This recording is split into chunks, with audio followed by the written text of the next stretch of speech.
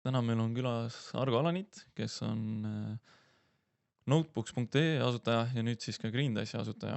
Et meie oleme siis koostööd teinud juba 2 aastat, et alguses see protsess oli siuke suhteliselt tundmatu meie jaoks ja eks me olime kõik skeptilised. Aga eks me kuuleme rohkem, et kuidas meil läinud on ja mida siis see Greendice tegelikult teeb. Et Argo, võid väikse tutvustada endale? Tervitus. Et nagu sa ütlesid, siis põhimõtteliselt on tõesti 2 ettevõtet, et võib-olla mitte notebooks.ee, aga nb.ee OÜ on see, kus mul üldse see teadmine pärineb, et miks ma Greendice'i teen. Ja Greendice on siis eraldi ettevõte, mis on varsti saamas 2 aasta vanuseks, on siis Greendice AS. Miks AS on? Sellepärast, et me tegelikult tahame töötada lõpuks suurte organisatsioonidega ja me arvasime, et AS äkki on usaldusväärsem suurtele organisatsioonidele võtta enda partneriks. Nojah, aga räägime siis Greendice'i sünniloost. Et mis ajandil ja kuidas see idee asutada Greendice tekkis? See ei ole nagu selline ühene vastus, siin on mitmete sündmuste kokkulangemine ja võib-olla esimese kõige tähtsama sündmusena ongi see, et ma sattusin IT-valdkonda, et ma läksin küll ülikooli õppima keskkonnatehnika inseneriks, sest mulle loodusteadused ja selline valdkond sümpatiseeris. Olid ka väikse poisina mõned sellised imelikud unistused, et näiteks 15 aastat tagasi tegelesin juba päiksepaneelidega, sest et ma olen maapoiss ja tahtsin siis ilma võrguühenduseta valgustada pimedal perioodil bussijaamu ja metsateid, et kuna ma natuke kartsin pimedust, siis läksin selle valdkonda õppima. Sain kiiresti aru, et 15 aastat tagasi päiksepaneelidega ei oleks olnud midagi teha ja sattusin IT-sse, hakkasin tegelema IT-seadmetega. Sellest ka siis see nb.ee OÜ. Ja olin kuskil 10 aastat sellega tegelenud ja nägin tegelikult seda, et Euroopa upub, ütleme üldse arenenud riigid upuvad kasutatud tehnika, ma ei tahaks öelda jäätmetesse, aga ütleme kasutatud tehnikasse. Ja siis juhuslikult läksin Marokosse, täitsa juhuslik turismireis, standardne. Läksin Marokosse, nägin siukest päris elu, ei olnud kuurortis.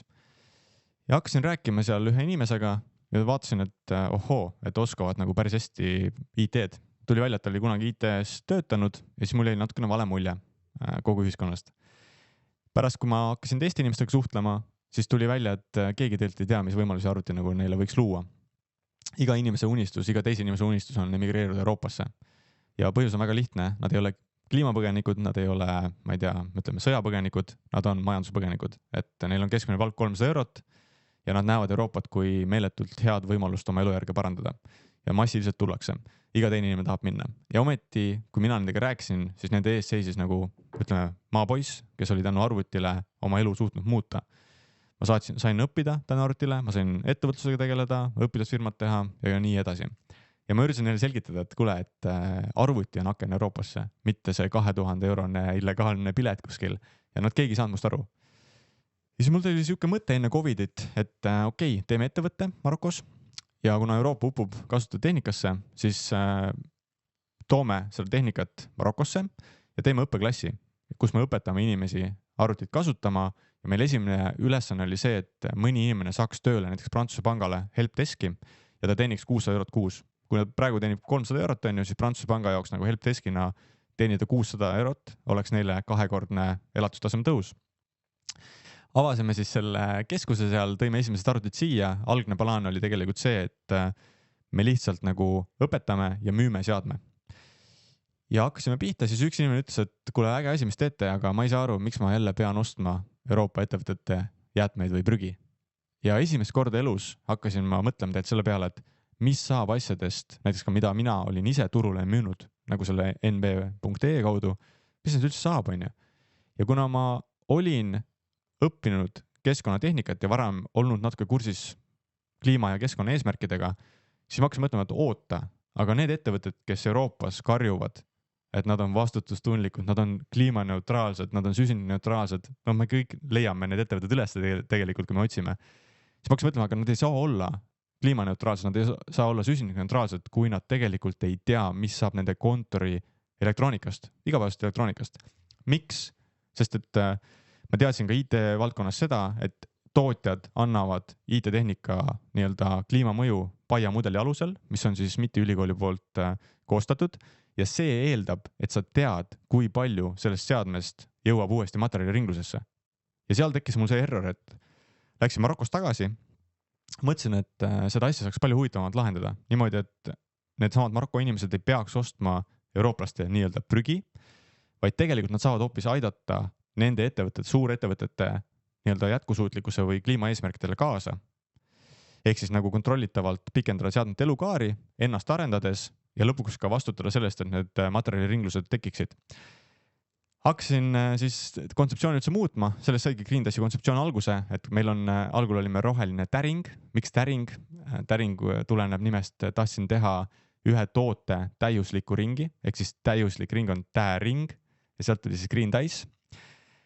Ja enne Covidit muidugi alustasime selle asjaga Marokos, jooksis kõik kokku seal, et seal ei saanud nagu asja edasi teha, seal oli lubatud ainult õppeklassis, me saime pärast hoida mingi 2 inimest toas, see ei olnud jätkusuutlik tegevus, lõpetasime seal ära ja mida ma avastasin, kuigi ma ise olen Võrumaalt pärit, hakkas tulema välja Eestis nagu peredel täielik puudus IT-tehnikast, ei ole olemas arvuteid, ei ole olemas, ma ei tea, siin korraliku tahvelasju, ei saa õppetööd teha kaugtööna. Ja viimaseks kirsiks tordil võib-olla oli see siis, et NB salongi tuli üks naisterahvas, kes ütles, et ta tahaks 200 eurost nagu mingit arvutit oma lapsele. Ja ma ütlesin 200-st nagu üliraske ülesanne, et see midagi head saada, aga mingid asjad seal olid. Ma ütlesin, selle võin. Ta ütles, et mul oleks tegelikult 2 veel vaja 2 lapsele, aga mul ei ole hetkel raha. Ja siis ma mõtlesin, et midagi on ikka täiesti valesti. Ja kuigi ma ise olin ju tulnud sellest keskkonnast nagu Võrumaalt, et ma ju teadsin, missugused tingimused olid mul endal kodus, missugused tingimused olid nendes avalikes netipunktides, koolis, siis ma olin juba elanud 10+ aastat Tallinnas ja ma arvasin, et kõik on juba muutunud Eestis, et ma ise teenisin teistsugust raha, rääkisin teistsuguste inimestega, ka siin praegu olen EAS-i ja KredExi nii-öelda stuudios ilmselgelt meil ei ole võib-olla selliseid probleeme ja hakkasime ringi vaatama ja tegelikult Eestis ei ole väga palju elu muutunud, just väikestes kohtades. Ja siis me tegimegi selle, et Green-Dass ei hakanud pihta hoopis Marokos, vaid me alustasime Eestis, aga samasuguse loogikaga, et me ei müü seadmeid, vaid me tegelikult toome inimesi ettevõtete rohestrateegiasse ja need samad inimesed saavad nagu aidata suurettevõtetel päriselt olla vastutustundlikumad, päriselt olla kliimaneutraalsemad, sest mis varem või hiljem ka nagu selgus, et see kõik see kliimaneutraalsus ja kõik need ägedad sloganid, see ei olnud kahjuks tõsi. Jah, eks me isegi oleme kogenud seda oma partnerite näol, aga tulles nüüd selle juurde, et Marokos sai küll ajutiselt pildid kokku pandud, aga Eestis, et millised olid siis peamised väljakutsed ja õppetunnid siis algusaegadel, et kuidas võttis teid riigisektor vastu ja kuidas siis erasektor võib-olla kas võttis nagu avatud kätega vastu või siis olid veel rangemad kui meie? Ma mäletan seda, et kui me alustasime, siis mul oli endal selline väikene hirm sees, et ma ütlesin oma inimestele ka, et me peame olema nagu väga pädevad keskkonnateemadel ja kliimateemadel ja siis me õppisime omajagu ise samamoodi, kuna eesmärk oli ees, siis tegelikult sa hakkasid õppima, lugema, kõike märkama, uurima, said suhteliselt pädevaks, sest ma arvasin, et kui me läheme rääkima jätkusuutlikkuse inimestega või keskkonnainimestega ettevõtetes, et nad on nagu väga tasemel ja ma tõesti arvasin ka seda, et suured ettevõtted, kui nad ütlevad, nad on kliimaneutraalsed, siis seal taga peituvad loogilised mõõtmised, tegevused, mis 6 kuu või 7 kuu pärast selgus, siis ma hakkasin isegi mõtlema, et tegelikult ei teata, mis tähendab isegi sõna jätkusuutlikkus, et turundus on väga kiiresti ette hüpanud kõigest, aga reaalselt tegevusi taga ei ole. Ja ma tegelikult hoidsin päriselt ka peast kinni, mingi 7-8 kuud nagu hiljem, kui me alustasime. Ja ma mõtlesin, et see asi lihtsalt ei tule välja, sest et ma tahtsin pakkuda loogilist lahendust turule, õiget ausat loogilist lahendust, et sa pead teadma, mis seadmete elukaares saab. Me aitaksime sul kliimamõju vähendada, tänu sellele sa kliimaneutraalsuse saavutamiseks pead vähem kompenseerima, seal on rahaline võit sees ja ma sain aru, et see ei päde, sest et ettevõtted ei olnud isegi hakanud mõõtma veel. Et see oli esimene õppetund, et ära usu võib-olla kõike, mida kirjutatakse, võib-olla see tuleb ka vanasõnast, et kõik ei ole kuld, mis hiilgab, on ju. Ja see oli esimene õppetund ja kahjuks see oli selline õppetund korraks, et ma mõtlesin, et see asi ei õnnestugi. Selge pilt, no meie põhjal võib öelda, et tundub, et nagu iva on, et 2 aasta jooksul oleme päris palju muutnud. Oleme muutnud oma nii-öelda käitumist seadmetega, oleme rohkem teadvustanud, et kuhu meie seadmed lähevad ja tegelikult ka enda rahva ja inimeste puhul kasutuses sees oleme näinud, et töötajad saavad sellest kasu, et kellel ei ole võimalik osta seda äriklassi või tipptaseme arvutit Euronixist või kus iganes poest, saab selle läbi teie küll kasutatuna, aga siiski see 3 aastat vana äriklassi arvuti on tunduvalt parem kui see 400-eurine juust, mis sa saad poest, mis lõpeb siis tõenäoliselt 2-3 aastaga juba täitsa ära. Aga läheme siis teie teenuse eripära ja mõju juurde, et kuidas te eristute teistest, et näiteks teil on siin, ma ei tea, kas just konkurent, aga Tartus on üks ettevõte, kes pakub, mitte küll sarnast teenust, aga peaaegu, et nemad müüvad edasi, et kuidas te võrdlete ennast nendega? Ja, et ma arvan, et meie teenust nagu peaks hindama siis 2 suunas, et üks on see, et mida me pakume partnerettevõtetele nagu teie, ongi see, et kui te tahate kliimaneutraalsust saavutada, näiteks kui teil on see eesmärk üldse kunagi laual, siis te ei saa mitte kunagi seda saavutada, kui te ei tea, mis teie elektroonikast saab. Ei saa lihtsalt, sest et siis ei saa te raporteerida, kui te ei tea, kuidas see elukaar lõpeb. Ma ei tea ühtegi lahendust, ausat lahendust, kus oleks see võimalik. Kui te välja mõtlete selle, siis öelge mulle ka. Teine suund, mis on meie jaoks olulisem suund ja mis on meie missioon ka, on see, et igal siis, ütleme, vähemalt Eesti elanikul oleks ligipääs kvaliteetsesse IT-maailmasse. On väga suur erinevus, kas sa nagu üritad kasutada asju müüa maha või sa üritad nagu maksimeerida korduskasutust läbi selle, et sa annad võimaluse neid edasi kasutada. Kui sa läheksid kas või oma tädi juurde ja üritaksid müüa neile oma vana telefoni, no 300 euroga, 200 euroga, siis ta ikkagi ei jaga sellest valdkonnast väga midagi ja küsimus on see, kas ta usaldab sind või mitte ja võib-olla kas selle telefonile varjatud vead. Meil on see, et me sõlmime inimesega lepingu. Ta tuleb meie community liikmeks, kogukonna liikmeks. Meil on teatud kohustused tema ees. Näiteks on kohustus tagada talle alati toimiv IT-tehnika seade. Ja kui me ei suuda seda teha, siis ta saab selle lepingu alati lõpetada. Ta saab ka siis lõpetada, kui lihtsalt ei vaja enam seda teenust. Ja võib-olla lisaks sellele, et me tõesti nagu usume, et see mudel, see 6-eurone liitumistasu või 7-eurone liitumistasu aitab võimendada korduskasutust ja seda teha läbipaistvalt, et te näete ka seda, et kas asjad saavad korduskasutusse või nad ei saa. Ja selle järeldusel me saame ju hakata mingi protsesse muutma, näiteks te inimesed hoiavad asju paremini või me kasutame pikemalt või kasutame lühemalt ise, et nii-öelda maksimeerida seda. Aga võib-olla tagasi tulles, et mis see kõige suurem erisus on see, et ma usun, et ka sina siin ettevõttes sind ei hinnata sellepärast, et sa tarnid inimestele seadmeid.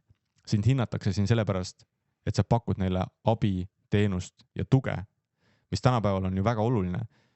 Tuleb mingi 2-astmeline audent e-mailile peale, teie ettevõttes, isegi teie ettevõttes igapäevased töötajad ei saa hakkama, mida ma nüüd tegema pean, kus ma nüüd omadega olen. Miks me eeldame, et tavalised inimesed saavad sellega hakkama? Aga Green-Dassi erisus ongi see, et me pakume neile selle toe peale, me aitame neid, kui neil on probleemid, me muudame nad digipädevamaks ja see eristab, ma arvan, meie teenust kõige tugevamalt. Et meid ei peaks vaatama kui seadmete pakkujaid ja ka sind ei peaks vaatama siin ettevõttes kui seadmete pakkujaid, vaid kui seda inimest, kes aitab lahendada probleeme, muresid ja ta on usaldusväärne. Ja me usume, et me oleme see. Nii, aga kui me tuleme nüüd selle juurde, et mis on siis nii-öelda teie pakutava teenuse suurim mõju organisatsioonidele, et me rääkisime nüüd sellest, et kuidas te saate abiks olla nii-öelda noortele või siis vanematele, kas või eakatele, kes üldse nagu IT-st ja IT-seadmetest üldiselt nagu midagi taju. Et kuidas te siis meile kui ettevõttele, et kas teie suurim panus on siis nii-öelda selle CO2 jalajälje kaardistamine, kas on teadlikkuse tõstmine või hoopis midagi muud, et mis see tulevik toob? Ma arvan, et kõige suurem kasu ettevõttele on see, et meil on kõige parem lahendus, mida müüa maha rohelahendusena. Kui me hakkame organisatsioone muutma rohelisemaks ja kui me ütleme inimestele, et sa ei tohi enam autoga tööle tulla, sa ei tohi enam lennata, sa ei tohi kodukontoris olla, mis iganes keeldudega hakkame seda rohelahendust maha müüma, sest et see pole näiteks roheline, siis see asi ei lenda mitte kunagi. Me ei saa nagu rikkuda ära inimeste vabadust, võimalusi ja nagu soove nii-öelda elada siis mugavat elu mõnes mõttes. Ja meie lahendus on see, et inimesed näiteks saame öelda neile, et kui te asju hästi hoiate, kui te hoiate asju hästi, siis te saate iga 4 aastaga uued asjad. Kellele ei meeldiks saada uusi asju. Ja teiseks on see, et me saame, esiteks oli see, et me saame ilma keeldudeta näidata, et ka rohelist saab teha huvitavalt. Teiseks on see, et inimesed näevad, et nende tegevusel on ka mingi reaalne mõju. Et mis saab pärast? Kas keegi saab siis selle pärast nagu õnnelikumaks kui ma ei tea, mina oma igapäevatehnikat hoian paremini. Jah, ma usun küll, et tegelikult ka ettevõte saab õnnelikumaks, et ta ei pea parandama sinu katkiseid seadmeid või et ta ei pea sulle uusi seadmeid ostma, et ta hoiab raha kokku, on ju. Võib-olla saab seda raha panustada hoopis millestki muusse. Aga teiseks on see, et koostöös meiega tegelikult näeb ka organisatsioon seda, kas mõnel inimesel õnnestus saada näiteks digitaalsesse maailmasse just tänu sellele, et sina olid vastutustundlikum inimene. Ja kokkuvõttes usume, et suurim mõju organisatsioonile on see, et me saame suunata inimesi ringmajandusliku mõttemalli poole palju lihtsamalt, kui see oleks muidu võimalik.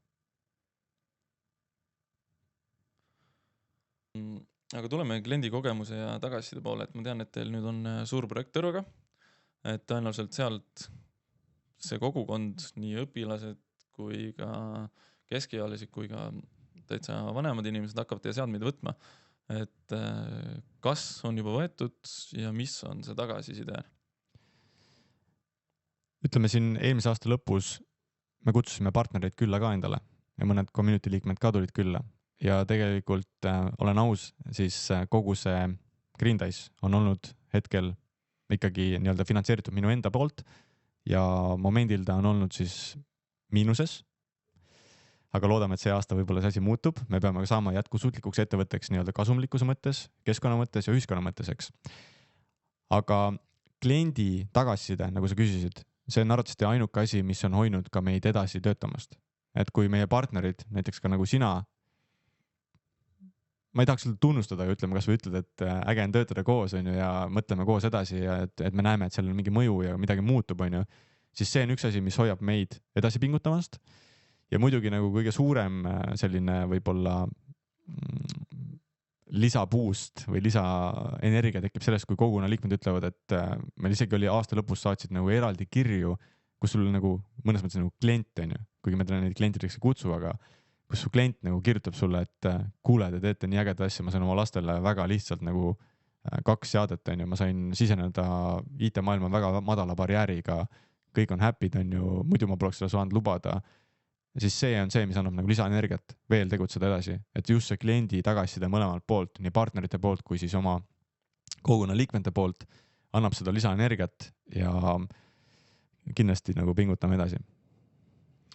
Rääkides kliendist, siis mul nüüd tuli üks siuke sinu varasemalt öeldud huvitav juhtum meelde, et mis siis juhtub, kui näiteks võtan näiteks enda lapsele seadme ja ta lõhub selle ära, kas meelega või kogemata, et ei tea kunagi, mis need põhjused seal taga on, et mis siis sellest seadmest saab ja mis nagu vastutus kliendile siis jääb? Iga eraisik, kes meiega nagu liitub, siis tema peab allkirjastama meiega alati lepingu. See on lepingu baasil, on see teenus, allkirjastad lepingu ja sul on seal põhimõtteliselt ainult üks kohustus, aga see on väga range kohustus, sest muidu lepingu tasu ei lõppe, nagu kuutasu ei lõppe. Ja see kohustus on see, et sa pead alati selle seadme tagastama meile. Eks kui sa lõhud selle ära, me ei rakenda ühtegi trahvi ega sanktsiooni. Tagastad seadme, ma annan sulle uue, sest meil on ka kohustus tagada oma liikmele alati toimiv IT-tehnika seade. Nüüd, kui see juhtub sul nagu mitu korda ja näiteks sul kogu aeg läheb katki või kogu aeg kaob ära või kogu aeg varastatakse ära, siis me ilmselgelt viskame su oma kogukonnast välja, sest kogukonna liikmetel on ka vastutus aidata tegelikult vähendada meie partnerettevõtete jalajälge, sedasama CO2. Ja kui nemad ei võta seda asja ka tõsiselt, siis lõpuks ka see meie väärtuspakkumine nagu jalajälje vähendamise teemaatikal ei päde. Nii, aga kui ma nüüd lõhun selle seadme ära ja saadan selle teile tagasi, et kas teil on mõni partner, kes sellega tegeleb ja on samamoodi läbipaistev või kuidas sellise nii-öelda jäätmejaamade partnerlusega on läinud, kas on raske, kuidas nad käituvad teie teenusesse? Ütleme, paberil on lahendatud kõik väga hästi alati. Teooria on nagu hästi selge, kõik on nagu seadust järgi osatakse hästi voolida. Me oleme katsetanud kahte partnerit hetkel, kellega me tegeleme. Kahjuks me ise ei ole hetkel suutlikud seda asja nagu õigesti lahendama, sest et sa ei saa kõike teha korraga. Me oleme algul töötanud ühe Tallinna lähedal oleva partneriga, aga nüüd me oleme valinud partneriks siis Kuusalus Kiiul oleva ettevõtte Viirek, kes minule tunduvad nagu sellised toredad praktikud, et nad ei ole ainult teoreetikud, kes räägivad sulle ilusat juttu, kutsusid külla, tegid demo, nägime ära, kuidas seadmed lahti võetakse, kuidas trükiplaadid, kuhu nad lähevad. Mis oli väga huvitav fakt minu jaoks oli see, et arvutiplastikust tehakse Paides terrassilauda. Hästi siuke huvitav laud, julgustan ostma, kui on terrassi tegemine, natuke kallim kui tavaline. aga siiski taaskasutatud plastikust. Ja vanametallist, ma arvan, me kõik teame, mis seda saab, on ju. Mis on veel huvitav, mis tuli välja, oli see, et kui tootjad eeldavad, et ühest sülearvutist kuskil 90% läheb materjalina uuesti ringlusesse, siis tegelikult see ei ole nii lihtne. Et sülearvutist eeldatakse, et saab kuskil 75% panna ringlusesse, aga mitte 95%, on ju, aga suurem probleem on see, et asjad jäävad maailmas kadunuks. Et kui me läheme tagasi selle juurde, et okei, me saame ringlusse võtta materjale, aga kui seda ressurssi, mis on ka nende suurim probleem tegelikult, Viireki suurim probleem, kui see ressurss ei jõua nendeni, ehk siis see amortiseerunud seade on ju, kas ta on katki või mis iganes, siis nad ei saa ju seda materjaliringust teha. Ja statistiliselt, ametliku statistika järgi, ainult 19% maailma elektroonika jäätmetest jõuab õigesti ümber käitlemispunktidesse. Siis mida me üldse nagu, me peame kõigepealt lahendama suurema probleemi, kui me lahendame seda, mis saab pärast materjalidest. Ja ma usun küll, et Viirek tegelikult Eestis on nagu sellise positiivse mõjuga ettevõte, et soovitan külastada neid, soovitan nendega koostööd teha, et mitte isegi tavaliste jäätmejaamadega, vaid otse siis Viirekiga. Selge, näiteks kui mul oleks nüüd, ma ei tea, sõber kuulab podcasti, kellel on suur väike ettevõte ja ma tahaksin teiega koostööd teha, et mul jääb päris palju tehnikat üle, et tahaks selle kuhugi panna, kas või kordu- või taaskasutusse või siis kas või utiliseerida, et kuidas nad jõuaksid teieni? Meil on niimoodi, et me päris sellise loogikaga ei tööta, nagu ütleme tavaline jäätmejaam või tavaline jäätmekäitleja. See ei ole meie eesmärk, on ju. Küll aga me seda valdkonda puudutame. Siis meil on iga ettevõttega ikkagi nagu sellised kas koostöövormid või teenuslepingud, näiteks nagu teiega on teenusleping ja see teenusleping tegelikult ikkagi algab sellest, ma tooksin jälle ühe sellise kõnekäänu või vanarahva tarkuse, et kui kala hakkab mädanema peast, siis millegipärast hakatakse seda puhastama sabast.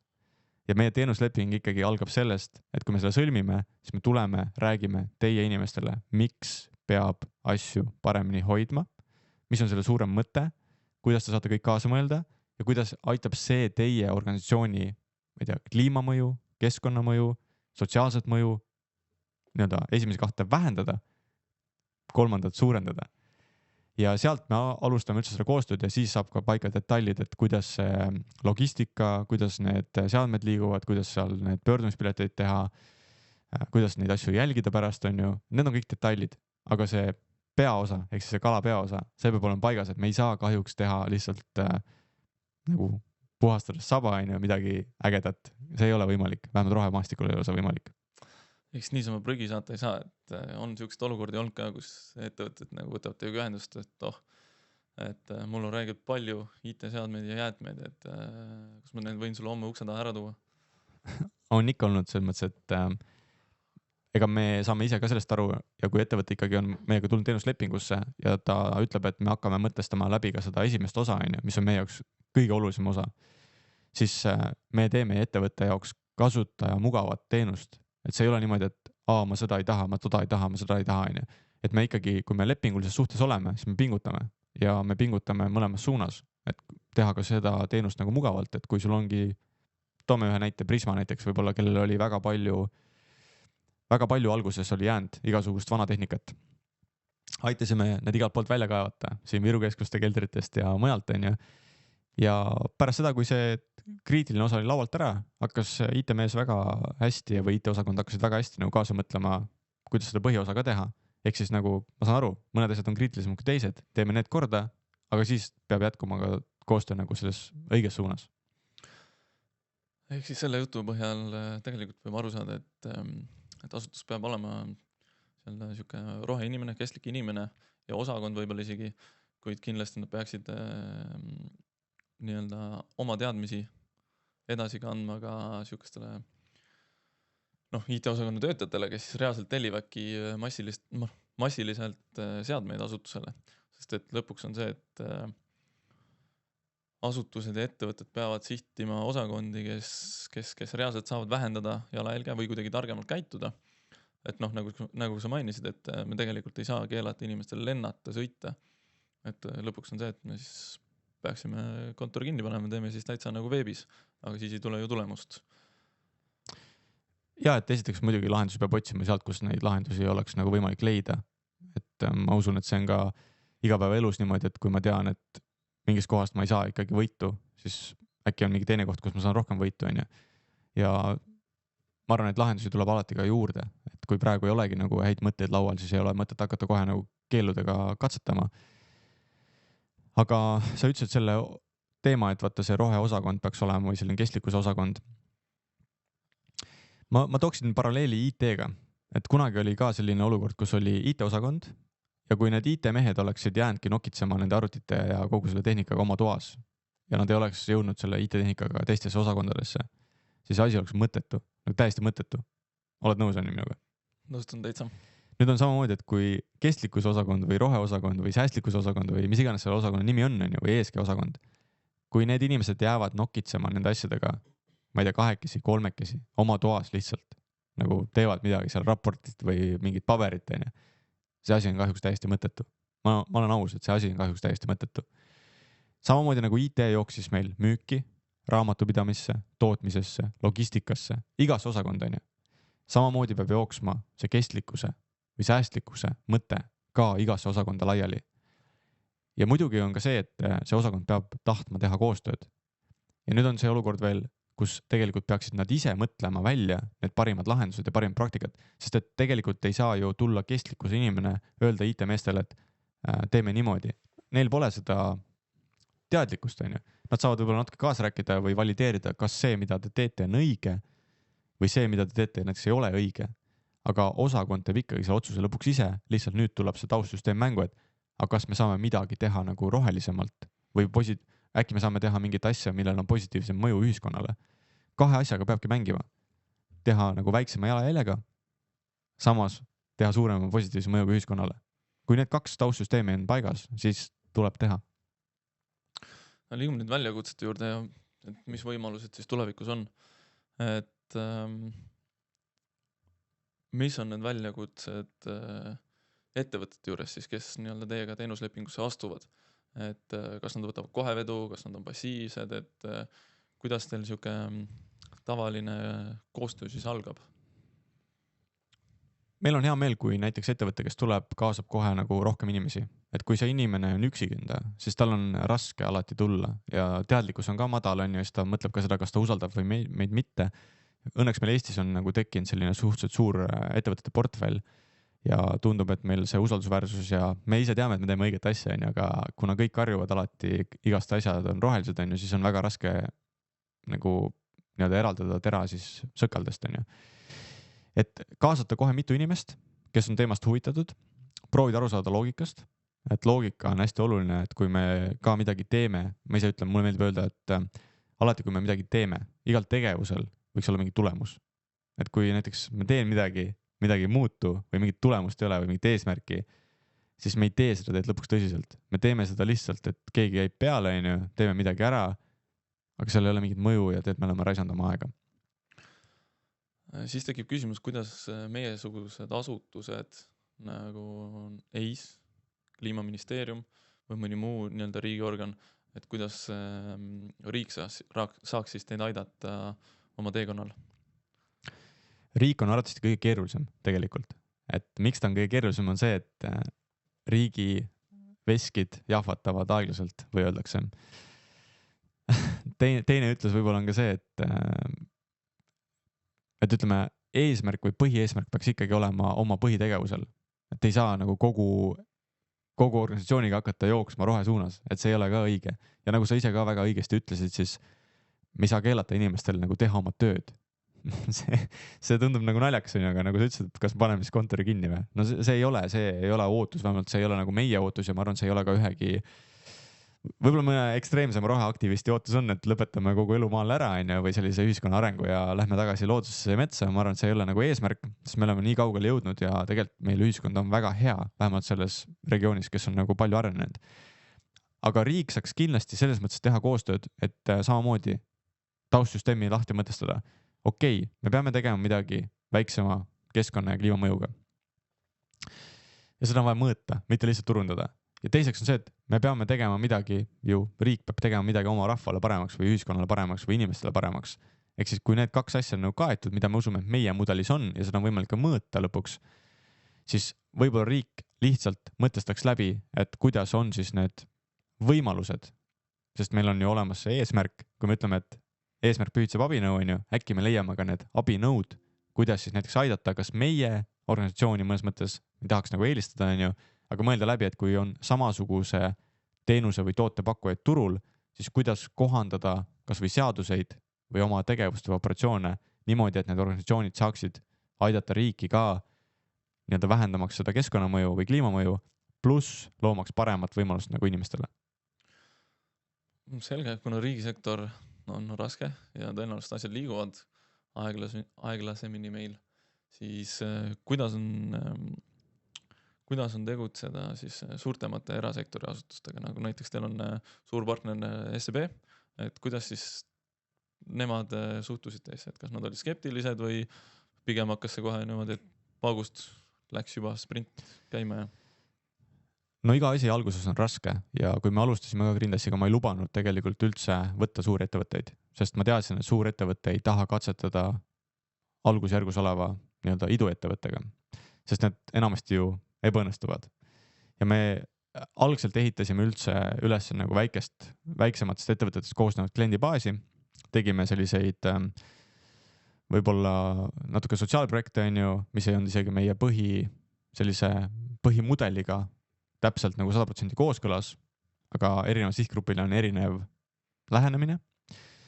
Ja siis me alles teise aasta hakul, on ju, hakkasime suurematega rääkima, SEB-ga ka. SEB kiituseks ma tahan öelda, et alati kui suured lubavad rääkida, kas või lubavad tutvustada väiksele ettevõttele, leiavad selle aja, on ju, sest aega on tegelikult ka ju vähe, kõik on koosolekust koosolekusse. Ja näiteks SEB poolt ma tooksingi välja Evelin Allas, kes on hästi tore inimene minu meelest, hästi soe inimene. Ja tema kuulas ära, võttis küll nagu vedu, võttis aega nagu natukene seedida seda asja, aga nägi võib-olla, et me kogu aeg teeme, läks midagi paremaks, siis kaasas nagu järgmised inimesed, ei hakanud tegema ise otsuseid, arvates, et ei saanudki teha ise otsuseid, kaasas IT-osakonna, kaasas seal, neil on hästi huvitav asi, mida ma varem võib-olla ka nii palju jälginud, aga nüüd jälgin, on see heategevusorganisatsioon, kus on nende kodulehel on võimalik vaadata igasuguseid projekte, kuhu nad panustavad, et nad teevad väga palju, teevad super asju. Kaasasid siis need IT-osakonnad, siis rääkisime kogu mudeli lahti. Lõpuks oli vist see, et nende tegevjuht ütles, et Evelin, see on sinu otsus, kas teete või mitte. Ja siis ma sain aru, et tehti komisjon meie kohta ja vaikselt pandi see nii-öelda rong sõitma. Ja nüüd me oleme kuskil aasta olnudki koostöö leppes ja meil tuleb selline aasta kokkuvõte ka. Aga SEB puhul ma arvatavasti olen üks nende suurimaid fänne praegu ja miks inimesed ikkagi on fännid, ega nad ei ole tihti organisatsioonide fännid, on ju. Nad on nende inimeste fännid, kes seal organisatsioonis töötavad, et minu meelest SEB-l on üks ägedamaid IT nii-öelda teenusejuhte, et väga korralikult teeb kõike ja mul ei ole siin nii palju aega, et teda kiita, aga üks korralikumaid, keda ma üldse olen näinud, et Uno on nimeks. Et super hea ja ma ütlen, et tänu nendele inimestele, nad on olnud ka 20 aastat vist juba SEB-s töötanud, on ju, aga tänu nendele inimestele mõnes mõttes ma arvan, et ei ole Eestis panka, kellel oleks minu silmis positiivsem maine kui SEB, et ma olen ka nende klient olnud noorena, aga ega ma siis nagu seda ei vaadanud kui äge organisatsioon, aga tõesti, et need inimesed on väga ägedad ja võtsid küll natuke kaua aega vedu, aga praegu on suureks toeks olnud meile. Selge, aga mis oleks need nõuanded, mis annaksid alustavatele ettevõtetega, kui nad astuvad teiega teenuslepingusse, et kas peaks olema IT poolt juba varahaldus paigas või mis oleksid sellised baasnõuded, et üldse alustada sellise protsessiga? Tegelikult meil ei olegi nõudeid, meil on ainuke nõue on see, tulin just enne Coop Pangast, kes ka meiega tahab nagu rohkem töötada ja oli positiivne näha, et võib-olla siis teise panga selline koostöösoov mõjutab ka konkureerivat panka. Ja ma ütlesin seal ka sellise küsimuse, et mul ei ole vaja ettevõtet, kes oleks näiteks, kellel on, ma ei tea, ütleme 2000 töökohta ja ütleb, et tule võta see sodi ära või tule võta see prügi ära ja tee midagi. Ma pigem eelistaksin ettevõtet, kus on 20 inimest, aga nad mõtestavad läbi näiteks tehnika ja ringi või üldse nagu mis asjadest saab ja kui hästi nad hoiavad neid ja mida nad pärast teevad ja et nad tahavad seda mõõta ja mõjutada. Lihtsalt tahaks leida organisatsiooni, kes kaasa mõtlevad. Ja kuna me teame, et organisatsioonid ei mõtle ise nagunii, vaid need inimesed, kes on nendes organisatsioonides, et nemad oleks valmis kaasa mõtlema.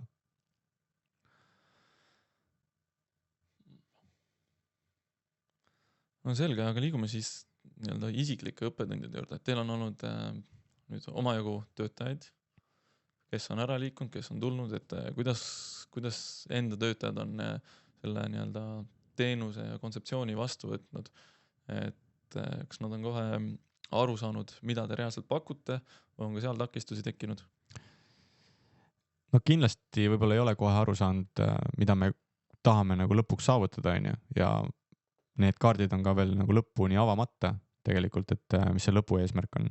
Sa ei saa liikuda selle lõppeesmärgi poole, sa pead tükeldama selle mingiteks etappideks ja siis proovima neid etappe nagu sihtida.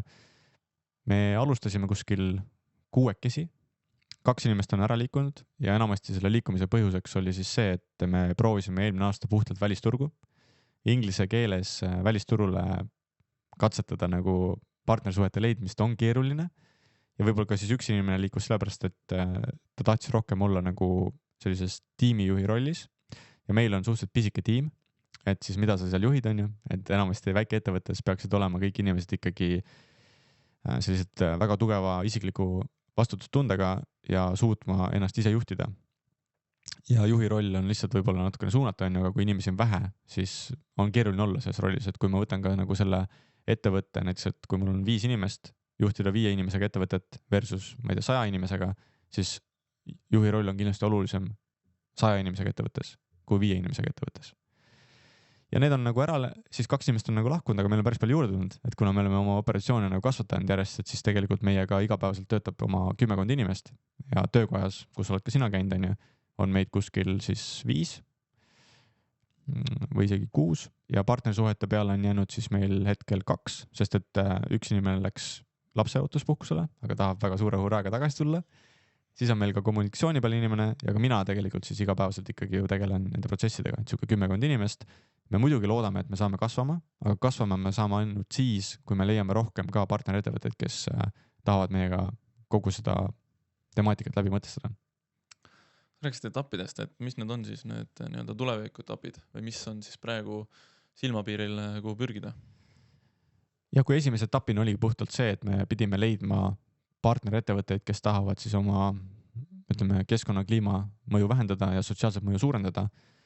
Seda me tegime 2 aastat aktiivselt, et võib-olla praegu isegi nii aktiivselt enam ei tee, et me proovime luua väärtust või tõsta nagu sellist kuvandit just nagu nendel praegustel olemasolevatel partnerettevõtetel, sest et see roheteema ei lenda mitte kunagi, kui ta lõpuks ei hakka tooma ettevõtetega lisaraha, et lisakliente, lisaraha, lisatunnustust, kõike muud on ju. Et see on see, mis me nüüd tahame sihtida järgmise aasta jooksul. Teise etapina, mida me hakkasime ka siis see aasta tegema, on puhtalt see, et kuidas me selle teenuse, ütleme nüüd selle teistsuguse suunateenuse viime inimesteni. Et kui sa mäletad, siis me tegime suvel isegi käisime laatadel, lihtsalt saad aru, et kuidas inimesed reageerivad, kui sa viid neile, et sa saad 6 euro eest, 7 euro eest nagu väga kvaliteetset IT-tehnikat hakata kasutama, olles meie kogukonna liige, siis on ikka inimestel on error, et kus see konks on, mis see trikk on, kaua ma siin olema pean, mis on leppetrahv, millal ma sissemakse pean tegema, millal ma lõpetuse tasu pean maksma, igasugused errorid on ju. Ja me loodamegi, et me teeme siukse suure avaliku huviga teenust, et võib-olla aitavad meid omavalitsused seda ära müüa, meil on paar, ütleme, üks hea kogemus on olemas, aga nüüd alustame siis Tõrvas ja Tõrva linnas, alustame sellise võib-olla avaliku reklaamiga, et me pole varem nagu sihukest avalikku reklaami teinud, sest me lihtsalt kartsime natukene, et kui tuleb palju inimesi, et me ei suuda nagu seda ära hallata. See on siis teine etapp, et lihtsalt pakkudes inimestele siis kvaliteetset arvutitehnikat on ju, aga 3. etapp on see, et luua hästi huvitav kogukonna portaal või teenus või kogukond on ju, mis tegelikult kataks ära selle, et sul on alati need korras ja toimivad IT-tehnika seadmed. Isegi kui näiteks sa tahad kunagi tulevikus uusi seadmeid, siis me leiame koostööpartnerid, kes sulle pakuvad need uued seadmed, aga community'sse võiksid sa ikka jääda sisse, et sa tahad võib-olla ka saata oma seadmed kunagi meile tagasi. Teiseks on see, et me pakume nagu tõesti see tugiteenus. Iga asi, mis me soovitame, kas või OneDrive on ju, näiteks pilve drive inimestele, siis me peame õpetama oma kogukonna liikmega seda kasutama, et see sama tugi, miks sa sind siin hinnatakse. 3. nagu selline tulp selles kogukonna teenuses oleks see, et me tahame leida sinna valideeritud, ütleme siis suunamudijad, et kui sa võtadki oma lapsele näiteks mingi seadme, siis sa ei saa ainult seadet, vaid sa saad kogukonna toe selles mõttes, et tal on ka eeskuju liige või saadik, Oletame, et ta on ka samamoodi käib keskkoolis on ju, aga meie eesmärk ei ole panna lapsi istuma või noori istuma või eakaid arvutis kogu oma elu. Meie eesmärk on panna nad aktiivseks inimeseks, et nad, ma ei tea, teeksid trenni, käiksid mingis huviringides on ju, elaksid aktiivset elu.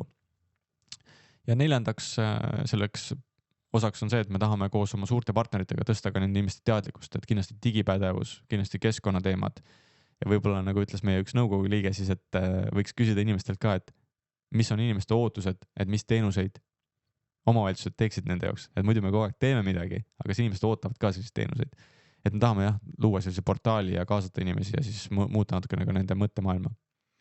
Kõlab nagu sellest võiks välja kujuneda kunagi mingi koolitusplatvorm, et lõpuks kas see teenus lähebki siis mitmesse harusse nii-öelda, et üks on siis seadmete rentimisteenus, pluss siis sellega kaasnev tugiteenus ja sellega veel omakorda kaasev siis koolitusteenus, et sa saad võtta sealt klasse või kuidas see nagu ülesehitus tekib tulevikus.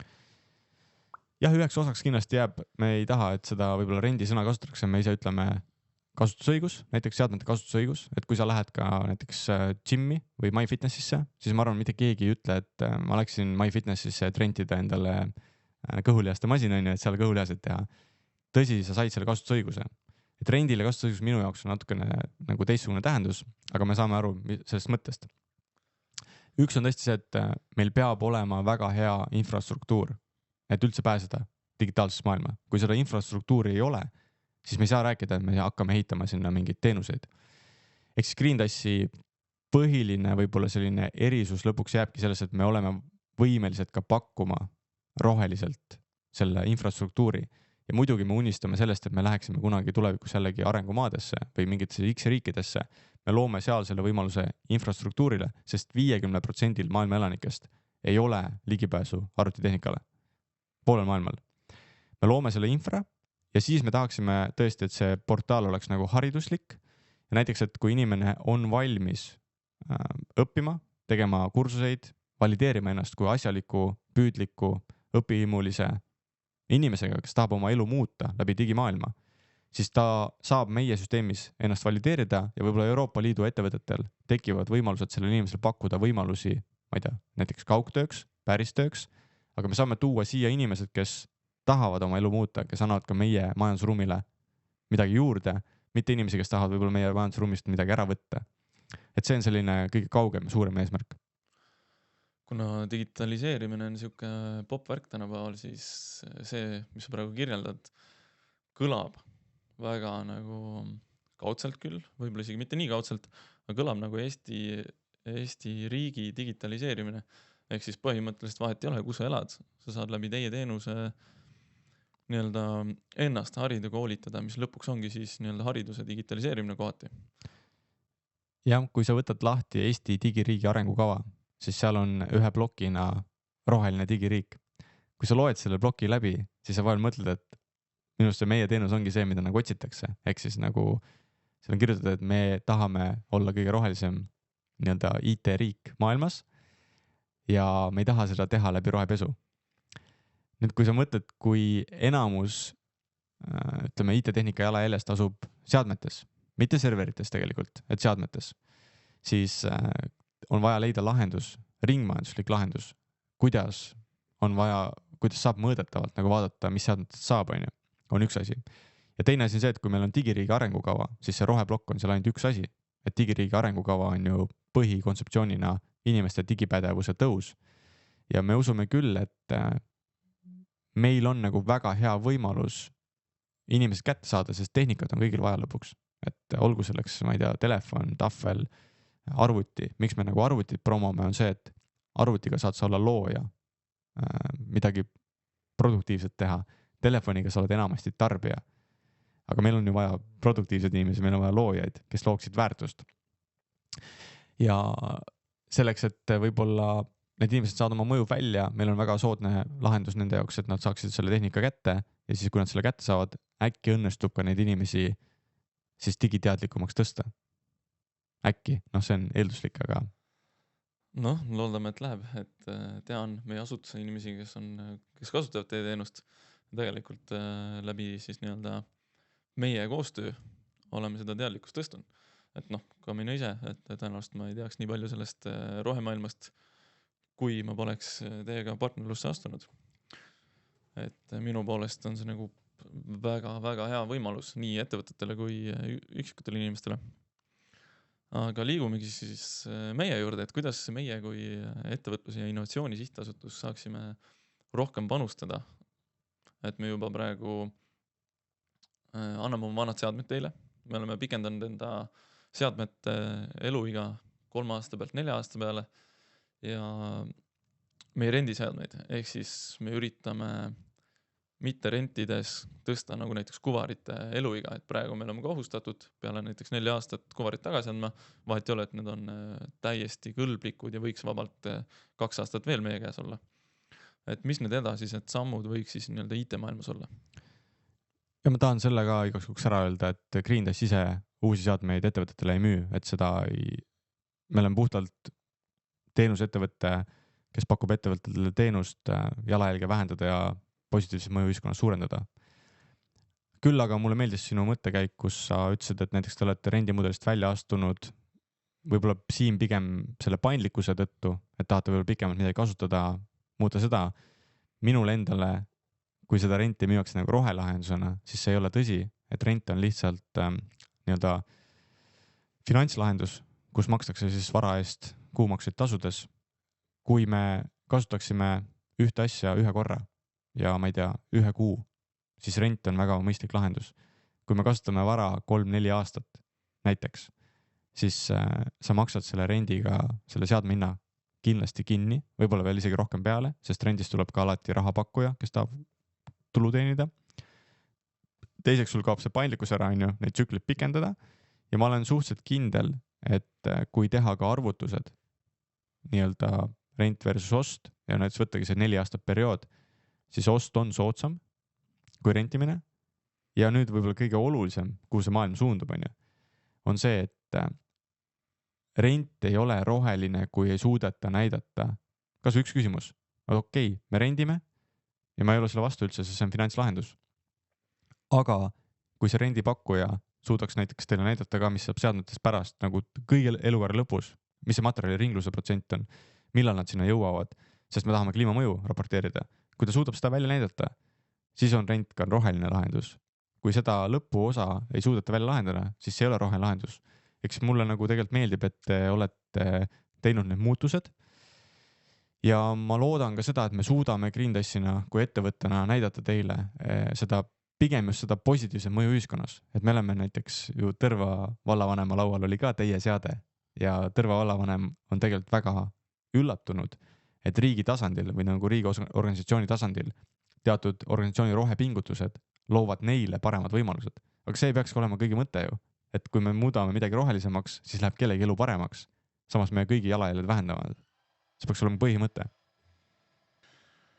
Aga minu poolest, nüüd me anname seadmeid teile, me anname seadmeid siis lõppkokkuvõttes Eesti riigi kodanikele lõpuks siukse väga mõistliku hinna eest ja väga hea teenusega, kui nad nüüd saavadki ennast harida läbi selle. Et ettevõtte suunis, kui juba see nii-öelda algselt protsess on juba püsti pandud, et mis me võiks siis teha, kas me võiksime nagu koolitada enda töötajaid või kuidas me saaksime seda sõnumit edasi anda töötajatele, peredele, teistele ettevõtetele, et laiendada siis seda riigis ja üldse teadlikkust kas üle maailma. Ühe mõttena, mida ma olen kindlasti EAS-i puhul siis kaalunud, on see, et te teete ju väga palju alustava ettevõtte toetuseid, ma ei tea, eksporditoetuseid, laienemise toetuseid, mis iganes toetuseid on ju, siis te saaksite tegelikult ju pakkuda ka kas või alustava ettevõtte toetuse mõttes soovitada võtta see teenus Greendashi poolt. Sest see on väga soodne võimalus, eriti kui sa oled alustav ettevõte, sul on tihti kulu, et kui sa lähed hankima, ma ei tea, Office'i rakendusi, uut arvutit, uut monitori, mis iganes tehnikavidinaid, IT-tuge sul ei ole, on ju. Nendest asjadest me hoiaksime juba kokku mingi 1000 eurot ja me tooksime inimese ikkagi IT-toega teenusesse, et ta saaks keskenduda oma ettevõtte alustamisele, mitte mõelda, et kuidas ma oma e-mailid siin loon, kus ma need kodulehed majutan. Et me seda saame kõike nagu inimese jaoks lahendada. eks kui EAS tahaks meid veel rohkem toetada, kuigi te olete ühed samamoodi parimad partnerid, kellega me saame alati rääkida ja saame läbi mõtestada asju, kui te tahate veel toetada, siis võib-olla rakendada meie teenust lihtsalt, mitte et seda nii-öelda ise, ma ei tea, kinni maksaksite või teeksite midagi, vaid lihtsalt teadvustada oma kliente, mitte oma inimesi, vaid kliente just, et ka nendel on võimalik ju tänu sellele, et teie olete rohelisemad, väga soodsalt siseneda digimaailma. Aga aitäh selle nii-öelda meie esimese stuudio täis podcasti eest, et väga tore on teha neid asju koos oma lähedaste partneritega, kes aitavad meil edasi minna roheteemadel ja ka tegelikult enda töötajate harimisel. Ja loodetavasti saame mõne aja pärast uuesti proovida, kui kogemust rohkem. Ja aitäh kutse eest, et võib-olla mõned vastused liiga pikad, kuna lihtsalt ei ole võimalik ka lühidalt vastata, et äkki peaks jagama isegi seda asja episoodideks. Aga me endiselt ütlen, et meil läheb järjest paremini ja samuti ootan, et saame koostööst jälle rääkida.